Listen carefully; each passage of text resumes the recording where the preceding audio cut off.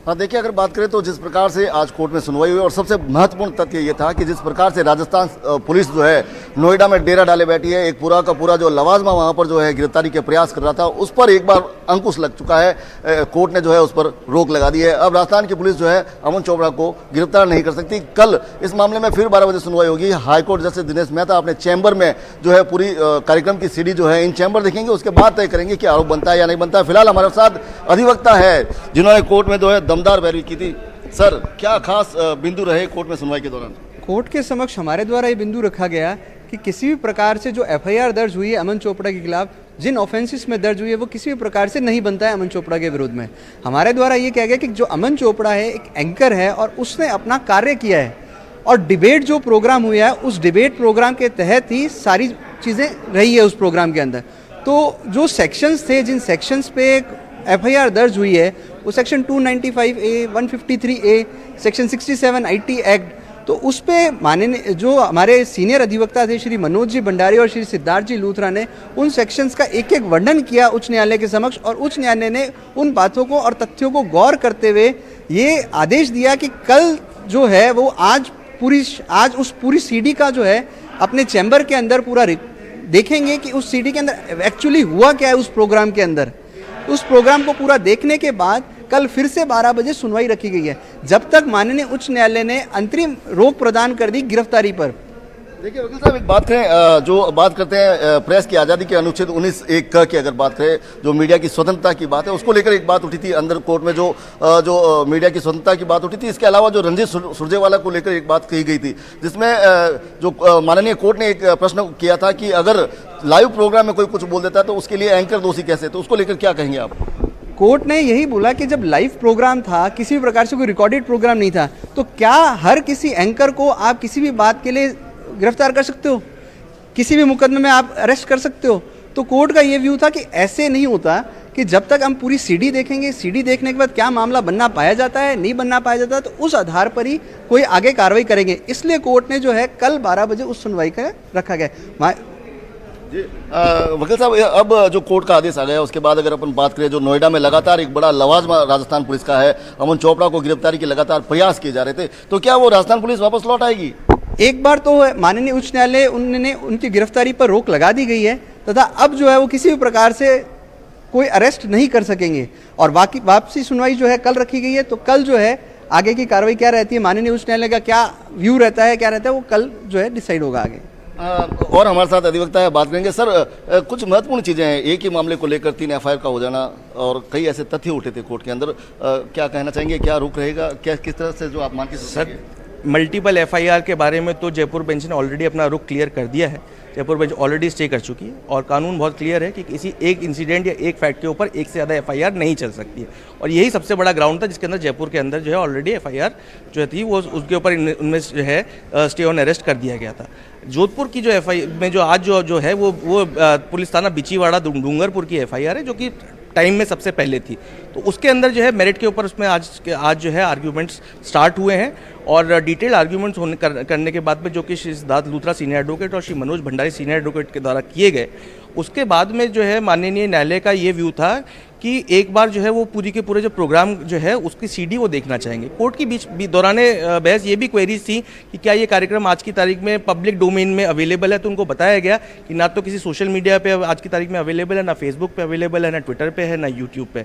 तो कोर्ट ने कहा कि फिर मैं इसको देखना चाहूँगा एक बार कार्यक्रम की जो धाराएँ लगाई गई है क्या ये एक्चुअली बनती भी हैं कि नहीं बनती हैं, जिसके ऊपर जो है इतना जो है एक पत्रकार को, जो कि नेशनल लेवल के न्यूज़ चैनल का पत्रकार है, उसके पीछे पुलिस वाले ऐसे लगे हुए हैं जैसे कोई क्रिमिनल हो। और एक वैसे तो एक कोर्ट ने एक टिप्पणी ये भी करी थी कि आप बड़े बड़े क्रिमिनल्स के पीछे तो भागते नहीं, आप पत्रकार के पीछे आपने पूरी की पूरी पुलिस की नफरी लगा। मैं याद दिला देना चाहता हूँ कोर्ट की टिप्पणी की, जब आप 302 जैसे मुकदमों में अपराधियों को गिरफ्तार नहीं करते तो इसमें इतने क्या उतावलापन है? यस, यही टिप्पणी थी, एग्जैक्टली वर्ड्स इसी प्रकार से थे कोर्ट के। सर, बात करें तो अब क्या मामला रहने वाला है? क्या यूपी से जो नोएडा में जो एक पुलिस का बड़ा लवाजमा है वहाँ पर वो कोई किसी भी तरह का एक्शन करने के लिए?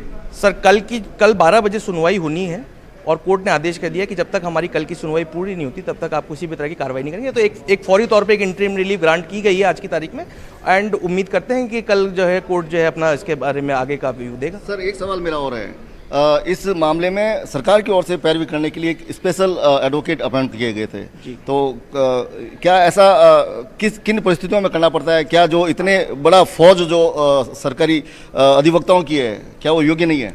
नहीं सर, ऐसी कोई बात नहीं है, बट कई बार क्या होता है कि लीगल एक्सपर्ट्स कई वकीलों का जो है कुछ स्पेशलिटी होती है किसी के अंदर, तो इसमें कोई गलत बात नहीं है। तो लॉयर्स को तो आप कोई भी एंगेज कर सकता है, वो तो हमारा काम है। अब कल को हमारे को सरकार एंगेज करेगी किसी और मुकदमे में तो हम भी जाएंगे, तो इसमें किसी वकील के ऊपर टिप्पणी की कोई बात नहीं होती है।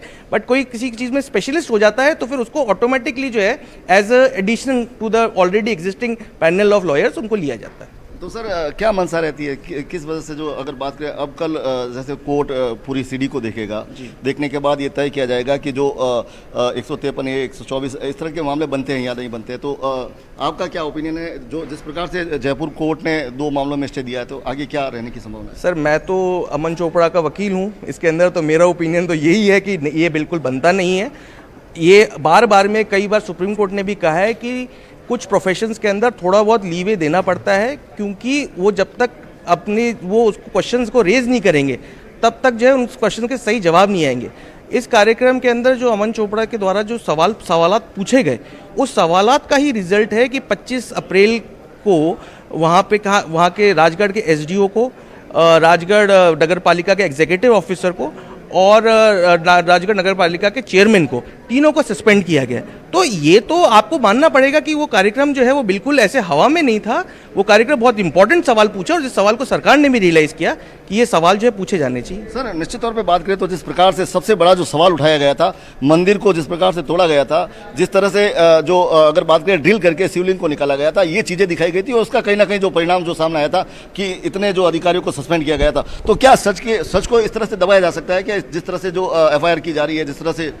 सर देखिए, ऐसा है आज भी जो है न्याय हमेशा प्रेस को या जर्नलिज्म को जो है वो डेमोक्रेसी का चौथा स्तंभ माना जाता है।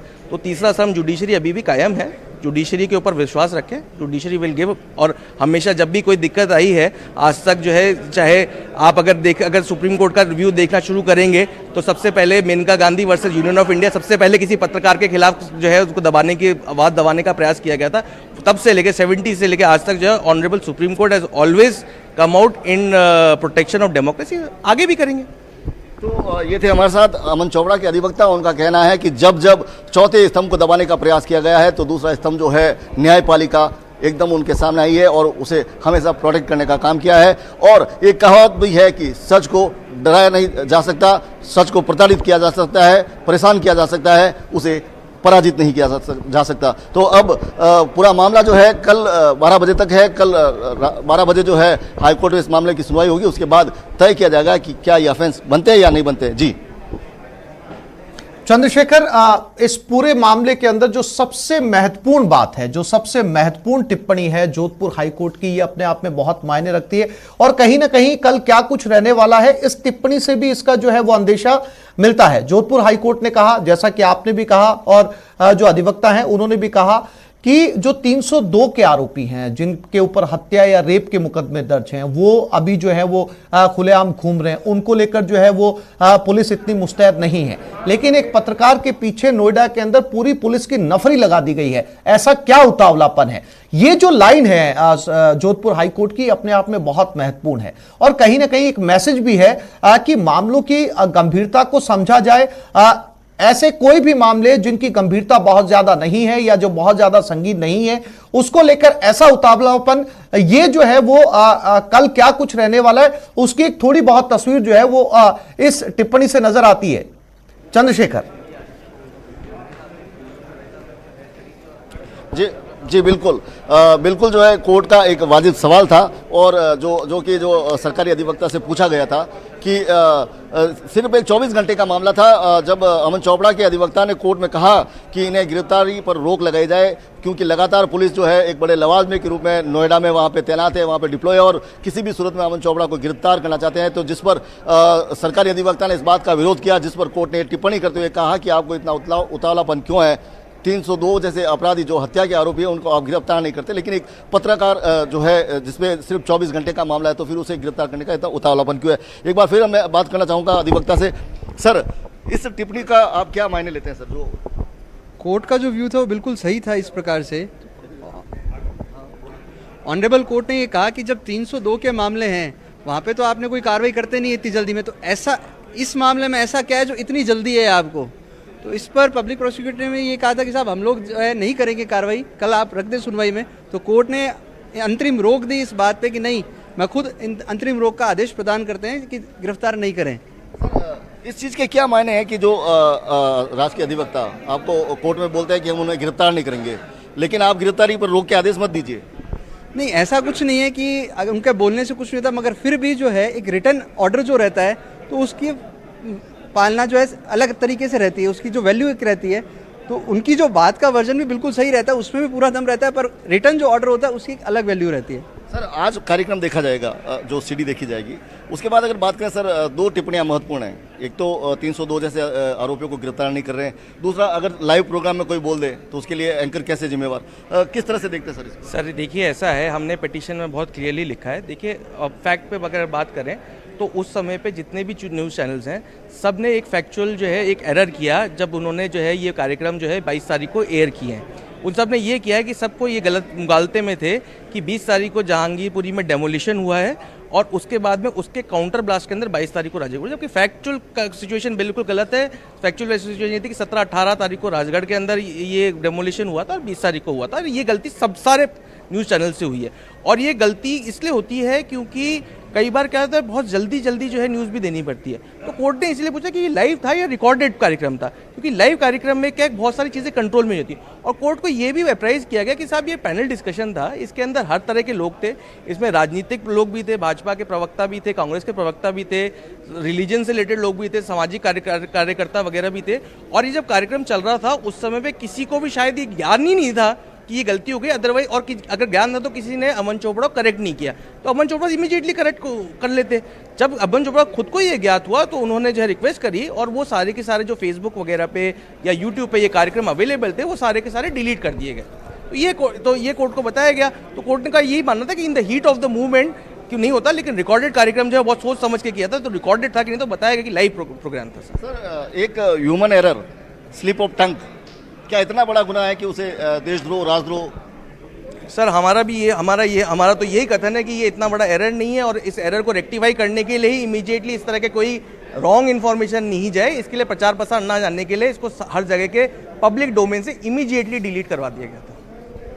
तो देखिए किस तरह से जो अधिवक्ता ने बताया कि जिस प्रकार से अगर जो ह्यूमन एरर रहा है, स्लिप ऑफ टंग रहा है, थोड़ी सी जो जानकारियों का अभाव रहा है, जो एक न्यूज़ 18 के अरुण चोपड़ा नहीं बल्कि हिंदुस्तान की तमाम मीडिया ने जो है एक एरर जो है इसको स्वीकार किया था और इसके बाद समस्त सोशल मीडिया और जो प्लेटफॉर्म थे वहाँ से वो कार्यक्रम हटाया भी गया ताकि इसका कोई गलत संदेश नहीं जाए। लेकिन ये इतना बड़ा अपराध है क्या कि उसे राजद्रोह घोषित कर दिया जाए? अगर इस तरह से किया जाएगा तो प्रेस की अभिव्यक्ति की आजादी। चंद्रशेखर, अक्सर ये बात बिल्कुल फैक्चुअली ठीक है। अक्सर ऐसा होता है जब लाइव प्रोग्राम्स होते हैं, हम लोग डिबेट्स करते हैं। इस वक्त भी जैसे चंद्रशेखर ये कार्यक्रम, जब मैं आपसे बात कर रहा हूं तो ये कार्यक्रम लाइव चल रहा है और जब डिबेट्स होती हैं, किसी पॉलिटिकल मुद्दे को लेकर डिबेट होती है, जब स्टूडियो के अंदर गेस्ट बैठे हुए होते हैं और कोई बहुत उस समय इस तरीके के मूवमेंट्स होते हैं जब कुछ शब्द ऐसे निकल जाते हैं, चाहे गेस्ट के मुंह से या जो है वो ऑपोजिशन के मुंह से, तो ये ऑन एयर उसको जो है वो ठीक भी करने की कोशिश की जाती है, लेकिन पब्लिक डोमेन से उसे हटा दिया गया। चंद्रशेखर, आपको मेरी आवाज आ रही है? और निश्चित तौर पे जी बिल्कुल आ रही है सर। चंद्रशेखर, मैं आपसे वही कहने की कोशिश कर रहा हूं कि जो अधिवक्ता आपके साथ बात कर रहे थे उस दौरान पब्लिक या लाइव डिबेट के अंदर ऐसा होता है क्योंकि रिकॉर्डेड प्रोग्राम नहीं है। रिकॉर्डेड प्रोग्राम की खासियत ये होती है कि आपने पहले प्रोग्राम को या डिबेट को रिकॉर्ड कर लिया और उसको जो है फिर से, मेरे ख्याल से आवाज जो है वो चंद्रशेखर तक नहीं जा पा रही है, फिर से कोशिश करेंगे। मैं अपने पैनल से कहूंगा कि चंद्रशेखर को एक बार फिर से फोन लगाया जाए, उनको आवाज नहीं जा पा रही है। चंद्रशेखर, अगर मेरी आवाज आपको मिल रही है तो कृपया बताएं। चंद्रशेखर, मेरी आवाज मिल रही है? जी जी जी मिल रही है सर। चंद्रशेखर, मैं अपना सवाल फिर से दोहरा रहा हूं आपके सामने कि अधिवक्ता से जो आपकी बात हो रही थी वो बिल्कुल ठीक कह रहे हैं कि जब लाइव प्रोग्राम्स होते हैं या रिकॉर्डेड प्रोग्राम होते हैं, इस समय ये जो प्रोग्राम चल रहा है, जब मैं आपसे बात कर रहा हूं, ये भी लाइव प्रोग्राम है। हम स्टूडियो में बैठकर बात कर रहे हैं, आप भी वहां से लाइव कर रहे हैं। अक्सर ऐसा होता है डिबेट्स के अंदर, लाइव डिबेट्स होती हैं, आप गेस्ट का मुंह नहीं पकड़ सकते, उनकी जुबान को नहीं पकड़ सकते, अक्सर ऐसी चीजें निकल जाती हैं। कई बार एंकर को बीच में इंटरफेयर करके जो है वो ऑन एयर उनको माफी के लिए भी कहना पड़ता है कि आपने जो शब्द निकाले उनके लिए आप जो है वो माफी मांगिए, क्योंकि पूरा देश, पूरा प्रदेश आपको देख रहा होता है। रिकॉर्डेड प्रोग्राम की खासियत ये होती है कि जब आप प्रोग्राम को पहले रिकॉर्ड कर लेते हैं और रिकॉर्ड के दौरान अगर किसी तरीके के अपशब्द या टंग ऑफ स्लिप हुआ होता है तो आप उसे एडिट कर सकते हैं। एडिट करने के बाद में उस प्रोग्राम को ऑन एयर कर सकते हैं। लेकिन जमीन आसमान का फर्क होता है रिकॉर्डेड और लाइव प्रोग्राम के अंदर। तो लाइव में ये बहुत मुश्किल होता है कि किस गेस्ट के मुंह से किस समय क्या निकल जाए। ऐसे में एंकर को कंट्रोल करना, उस समय रोकना, बहुत सारी ऐसी परिस्थितियां होती है कि कई बार डिबेट जो है वो डीरेल हो जाती है, बीच बहस में ब्रेक भी लेना पड़ता है। तो मैं समझता हूं चंद्रशेखर कि कोर्ट इन सारी बातों को मद्देनजर रखकर ही किसी निर्णय पर पहुंचेगा। चंद्रशेखर जी, निश्चित तौर पर अगर बात करें तो हम मनुष्य है और मनुष्य कहीं ना कहीं गलती करते हैं। हम मशीन नहीं है कि जो एक फिक्स मैकेनिज्म पर चले।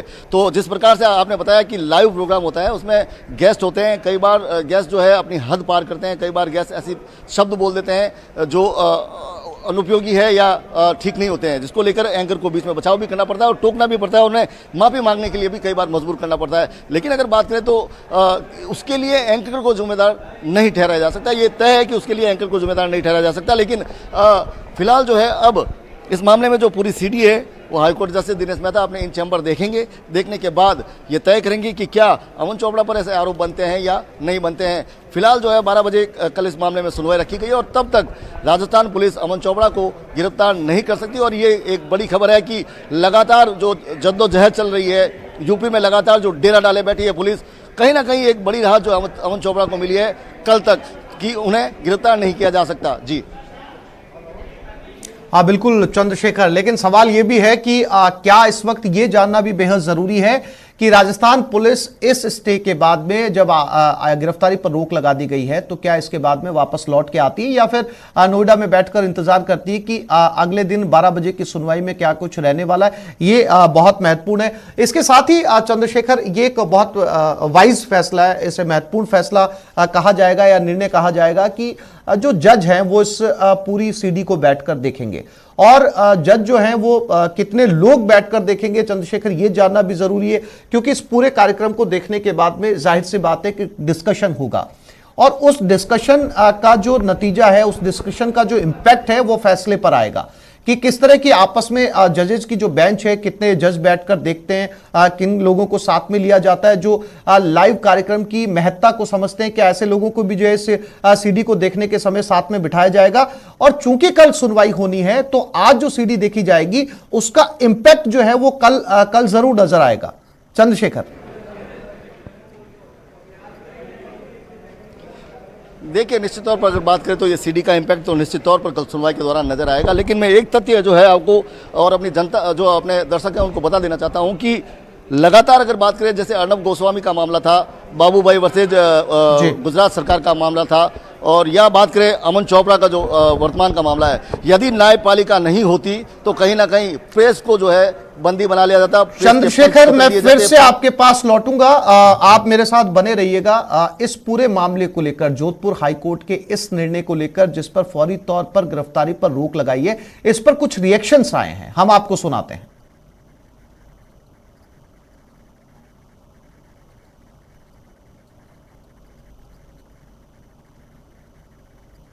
ने सबसे पहले तो ये प्रश्न पूछा था कि ये प्रोग्राम लाइव था या रिकॉर्डेड कार्यक्रम था, क्योंकि लाइव प्रोग्राम में कई बार कुछ चीज़ें जो है वो फ्लो में निकल जाती हैं, जो कि बाद में फिर आप उसको बाद में रेक्टिफाई नहीं कर सकते। रिकॉर्डेड में आप रेक्टिफाई कर सकते हैं।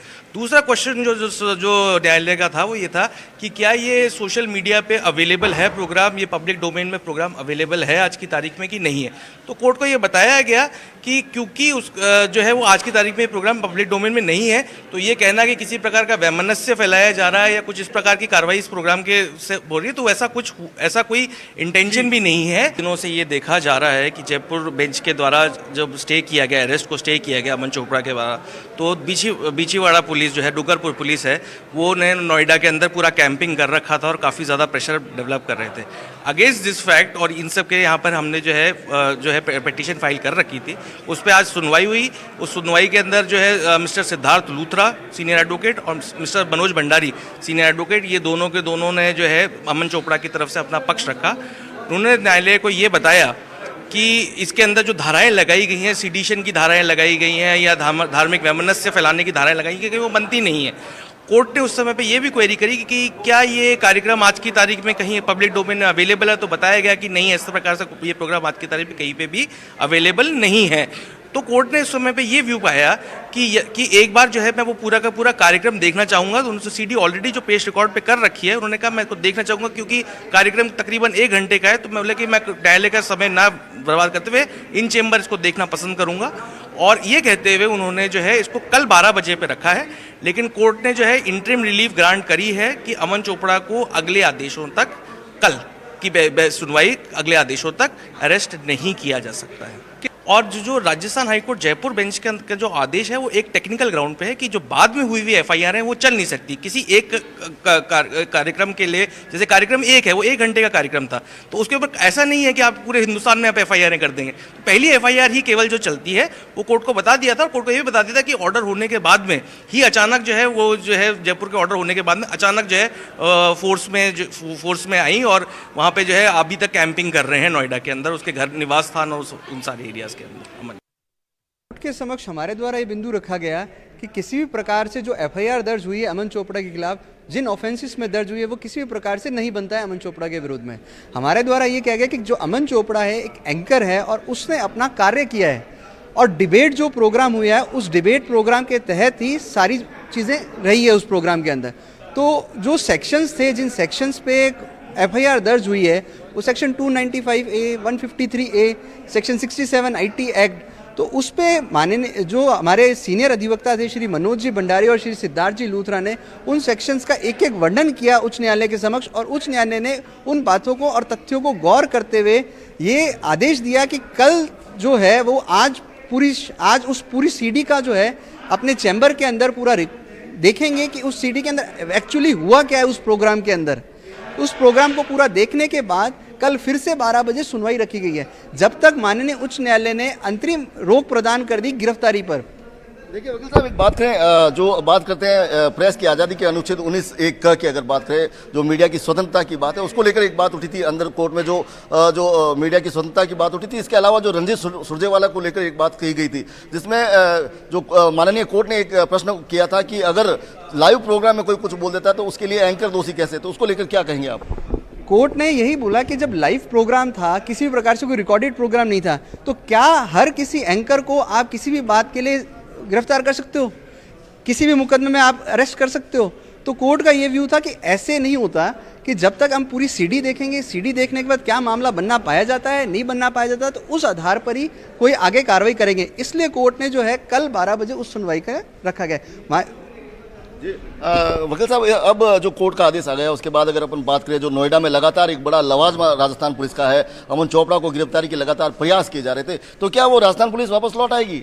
एक बार तो माननीय उच्च न्यायालय उन्होंने उनकी गिरफ्तारी पर रोक लगा दी गई है, तथा अब जो है वो किसी भी प्रकार से कोई अरेस्ट नहीं कर सकेंगे, और वापसी सुनवाई जो है कल रखी गई है। तो कल जो है आगे की कार्रवाई क्या रहती है, माननीय उच्च न्यायालय का क्या व्यू रहता है, क्या रहता है, वो कल जो है डिसाइड होगा आगे।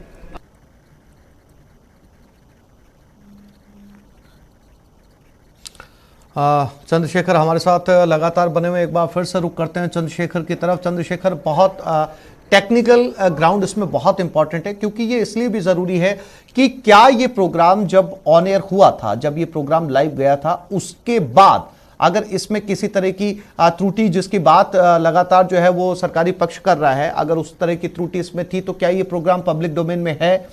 क्या ये सोशल मीडिया प्लेटफॉर्म पर अभी उपलब्ध है? चूंकि हर जगह से इस प्रोग्राम को हटा दिया गया, जैसा कि आपने भी बताया और जैसा कि चोपड़ा के वकील ने भी बताया, अब ऐसे में जब ये प्रोग्राम कहीं पर है ही नहीं, तो इससे साफ तौर पर ये तो पता चलता है कि ऐसी कोई मंशा नहीं थी। कोर्ट इसे भी कंसीडर करेगा चंद्रशेखर?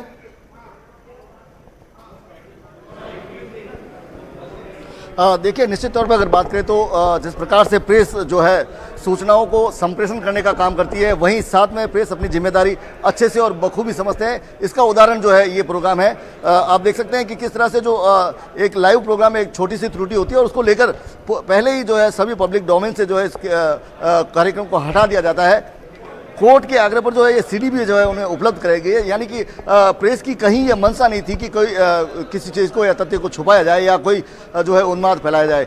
निश्चित तौर पे अगर जो कोर्ट है जो ये सारी चीज़ों और ये तथ्यों पर जो है जो बिल्कुल इफेक्ट पड़ने वाला है। फिर से लौटता हूं चंद्रशेखर आपके पास, हम बात करते रहेंगे इस पूरे मुद्दे को लेकर। बीजेपी प्रदेश अध्यक्ष सतीश पूनिया ने इस पूरे मामले को लेकर क्या कुछ कहा, आपको सुनाते हैं। मतलब सर, अमन चोपड़ा को लेकर राहत मिल गई जोधपुर हाई कोर्ट से भी, पहले जयपुर से मिली, अब गिरफ्तारी पर रोक हाई कोर्ट जोधपुर ने भी लगा दी है। देखिए, लोकतंत्र की बात करने वाले मुख्यमंत्री के शासन में जिस तरीके से लोगों को प्रताड़ित करने की कोशिश हो रही है, न्यायालय से रिलीफ मिली है, लेकिन सरकार का जो रुख था वो ठीक नहीं था।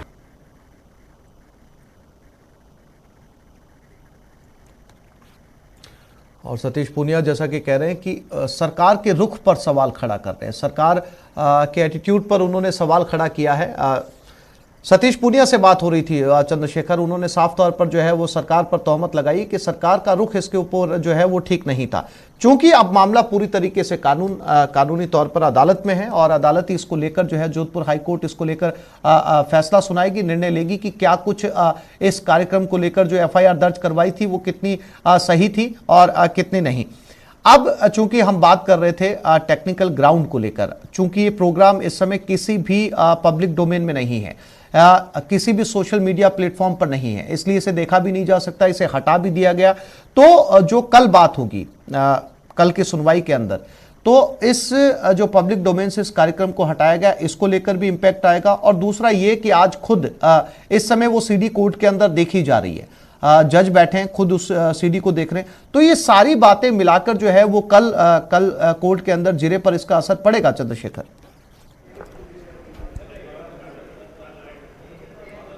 देखिए, निश्चित तौर पर अगर बात करें तो जिस प्रकार से सभी पब्लिक डोमेन से जो है सीडी जिस कार्यक्रम को प्रसारित किया गया था उसको हटाया गया है, ये तय करता है कि जो हम जिम्मेदार है, यानी कि एक जिम्मेदार व्यक्तित्व का होने का निशानी है कि यदि कोई लाइव प्रोग्राम में कोई एरर हुआ है तो उसे सोशल मीडिया के सभी डोमेन से हटा दिया जाता है ताकि इसका बुरा इम्पैक्ट कहीं पर ना पड़े। तो कहीं ना कहीं ये जिम्मेदारी को दर्शाता है और जिम्मेदारी तय होती है। इसके साथ ही जो कोर्ट में जो सीडी देखने के बाद जज जो है इन सभी एंगल से इस पर सोचेंगे, विचार करेंगे। उसके बाद जो कल 12 बजे सुनवाई होगी उसके दौरान ये तय किया जाएगा कि क्या जो है इस प्रकार के दोष प्रमाणित होते हैं या नहीं होते हैं। फिलहाल अगर बात करें तो जिस तरह से एक मंशा तो स्पष्ट हो चुकी है कि मीडिया की ये मंशा नहीं थी कि कोई दंगा उन्माद फैलाया जाए, यही कारण है कि सभी डोमेन से जो है इनको हटाया गया था। लेकिन उस मंशा के बारे में भी एक प्रश्न खड़ा होता है कि एक ही मामले को लेकर तीन थानों में तीन अलग अलग जिलों में एफआईआर दर्ज करवाना, फिर इस तरह से जो है उन्हें गिरफ्तार करने के लिए लगातार लवाजमा पहुंच जाना, तो ये अलग ही मंशा जाहिर होती है। कहीं ना कहीं वो भी एक प्रश्न चिन्ह खड़ा करता है। लेकिन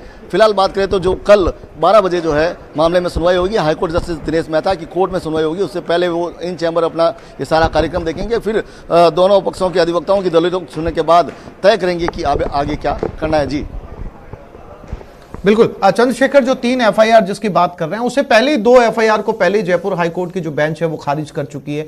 एक ही एफआईआर को लेकर ये मामला चल रहा है और वकील भी साफ तौर पर ये कह रहे हैं कि एक ही मामले को लेकर जो है वो अलग अलग एफआईआर दर्ज नहीं की जा सकती, कानूनी तौर पर भी इसकी कोई मान्यता नहीं है। अब चूंकि एक एफआईआर पर यह बहस इस समय चल रही है, दोनों ही पक्षों के बीच में बहस हुई होगी। अगर मैं हाईलाइट्स को लेकर बात करूं चंद्रशेखर दोनों पक्षों की, तो क्या कुछ वो बड़ी बातें हैं जो जज के सामने हाई कोर्ट के सामने रखी गई थी?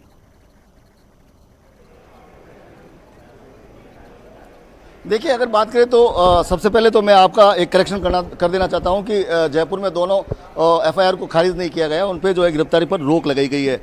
यह जो त्रुटि है लाइव में, ये स्वतः अपने आप में उदाहरण है कि किस तरह से जो गलतियां की जाती है वो लाइव में हो जाती है। लेकिन इसके लिए किसी व्यक्ति को जो है दोषी नहीं बनाया जा सकता, क्योंकि ये मानव प्रवृत्ति है कि गलतियां होती रहती है। लेकिन सबसे बड़ी बात अगर करें तो कल इस मामले में सुनवाई होगी, कोर्ट में दोनों पक्ष अपना जो है दोनों दलीलें पेश किए जाएंगे। इसके बाद जो एक एक छोटे छोटे बिंदु पर जो है जिरह बहस होगी, उसके बाद जो है तय किया जाएगा कि किस तरह से जो है मामले में जो कोर्ट का रुख है वो इस पर सामने आ जाएगा। जी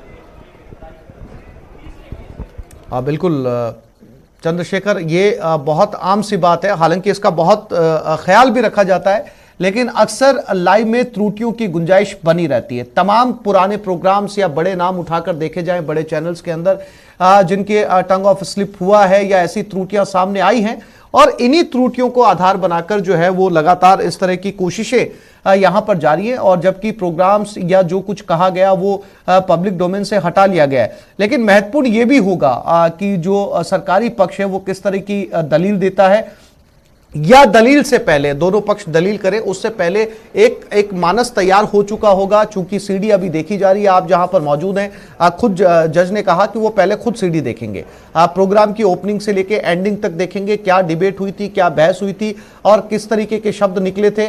और ये भी कंसिडर किया जाएगा, जाहिर सी बात है, ये भी कंसिडर किया जाएगा चंद्रशेखर कि एक लाइव प्रोग्राम था, रिकॉर्डेड नहीं था। रिकॉर्डेड की मंशा होती तो फिर भी समझ में आता है कि रिकॉर्डेड प्रोग्राम को रिकॉर्ड करके बार बार चलाया जा रहा है, जो शब्द निकले वो लाइव निकले थे, और जब लगा कि कहीं कुछ जो है वो स्लिप हुआ है तो उसे पब्लिक डोमेन से हटाया गया।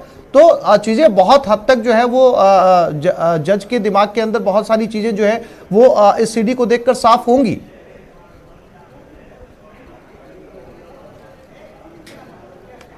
निश्चित तौर पे अगर बात करें तो ये सीडी देखने के बाद जो है हाईकोर्ट जस्टिस दिनेश मेहता जो है इस मामले को पूरा अच्छे से समझ पाएंगे। उनके सामने एफआईआर भी होगी, जो अमन चोपड़ा के अधिवक्ता हैं उनकी दलीलें भी होगी, और वो कार्यक्रम भी होगा जिसमें सब कुछ जो है चला था। सबसे बड़ी बात अगर करें तो देखिए, परेशानी तो होती है जब किसी अतिक्रमण को हटाया जाता है, और जो धार्मिक अतिक्रमण हटाया जाता है तो उसका एक तरीका होता है, एक तरीके से हटाया जाता है। लेकिन जिस तरह से जो तोड़फोड़ की गई थी, वो दृश्य जो दिखाए गए थे, कहीं ना कहीं परेशानी का कारण है। निश्चित तौर पे परेशानी होती है ऐसे मामले में। लेकिन बात करें तो जो किसी व्यक्ति को अभिव्यक्ति की आज़ादी को रोकने का प्रयास करना ठीक नहीं है, चूँकि लगातार मीडिया की जो अभिव्यक्ति की आज़ादी को रोकने का प्रयास अलग अलग राज्यों में अलग अलग क्षेत्र से देखने को मिल रहा है। कहीं ना कहीं मीडिया कई राजनीतिक पार्टियों और कई लोगों के लिए परेशानी का सबब बना हुआ है, और कहीं ना कहीं लोग जो है परेशान हैं। और लेकिन चूंकि मीडिया है, उनका काम है दिखाना, जो जैसा है वैसा का वैसा दिखाना, तो ये मीडिया अपना काम करता रहेगा। लेकिन अब कल जो सबसे महत्वपूर्ण है, 12 बजे इस मामले में सुनवाई होगी। हाईकोर्ट जस्टिस दिनेश मेहता मामले में सुनवाई करेंगे, दोनों पक्ष अपने अपनी दलीलें पेश करेंगे, अपने अपने जो है पॉइंट्स, जो विधिक पॉइंट्स है वो पेश करेंगे। उसके बाद कोर्ट का क्या रुख रहता है वो देखने वाली बात है, क्योंकि जो डूंगरपुर की जो एफआईआर है वो मेन एफआईआर है, नंबर 1 एफआईआर है, जो सबसे पहले दर्ज करवाई गई थी। तो कहीं ना कहीं कल का दिन बहुत महत्वपूर्ण होने वाला है राजस्थान हाईकोर्ट में। जी बिल्कुल चंद्रशेखर, कल जो है वो बहुत महत्वपूर्ण दिन रहने वाला है। चंद्रशेखर, जो वकील आपके साथ मौजूद थे, जिनके साथ आप बात कर रहे थे, अगर उन वकीलों की टीम में से अगर आपके आसपास कोई मौजूद हो, ये समझने की भी कोशिश करनी चाहिए, उनसे बात करने की, ये कानूनी पहलू भी जानने की आवश्यकता है। अब जब जोधपुर हाईकोर्ट ने गिरफ्तारी पर रोक लगा दी है, और जैसा कि गिरफ्तारी पर रोक जो है वो जयपुर बेंच ने भी लगाई थी, तो क्या अब जो है वो राजस्थान पुलिस नोएडा से लौट आएगी या वहां पर रुकेगी? ये इसको लेकर वकील जो है वो क्या कहते हैं, इसका कानूनी पक्ष क्या है?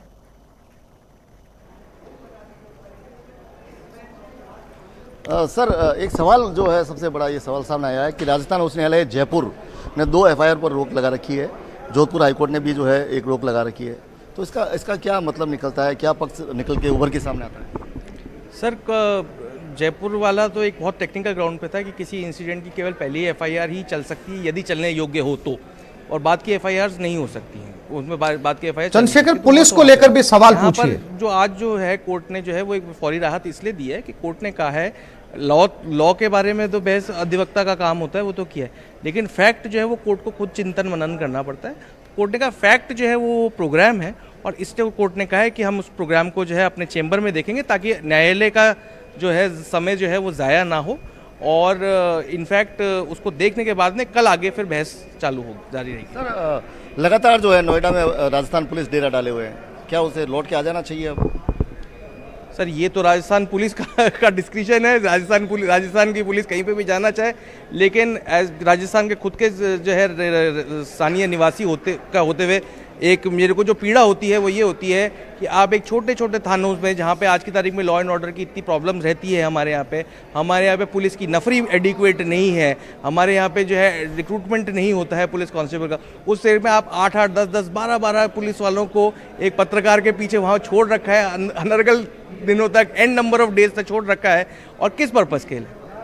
अगर आपको इन्वेस्टिगेशन करना है, आपके पास सीडी अवेलेबल है, आप उसको करो ना इन्वेस्टिगेट। आप वहाँ पर जाके जो है ये इस तरह की बातें करते हैं कि इनके घर के ताले तोड़ दें। आप घर के ताले तोड़ के आप क्या हासिल कर लेंगे?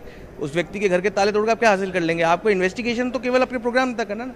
तो ये गलत बात है कि आप मेरे को एज ए सिटीजन जो है, और राजस्थान का जो है स्थानीय नागरिक और निवासी होते हुए मुझे बहुत बुरा लगता है कि हमारे यहाँ पे जो वैसे ही जो है लॉ एंड ऑर्डर के लिए जो नफरी कम है पुलिस की, तब आप वहाँ पे ऐसे वहाँ पे छोड़ रखा है पुलिस वालों। इन्वेस्टिगेशन करना और ताले तोड़ के परेशान करना बहुत बड़ा फर्क है।